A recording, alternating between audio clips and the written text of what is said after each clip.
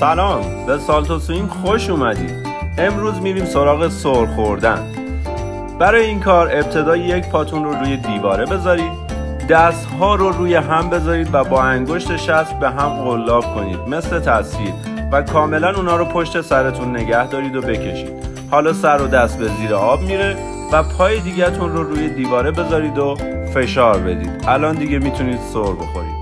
در هنگام سر خوردن طبیعیه که اولش بچرخید، کج بشید، دست‌ها و پاهاتون باز بشه، ولی این تمرین رو ادامه بدید تا بتونید صاف و کشیده انجامش بدید. یه نکته رو هم بگم که کف دستتون جهت دهنده حرکتتون هست.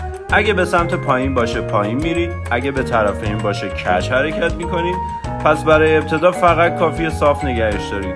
حالا برای سر خوردن بهتره یادتون باشه پاها جفت و دستها کشیده باشه.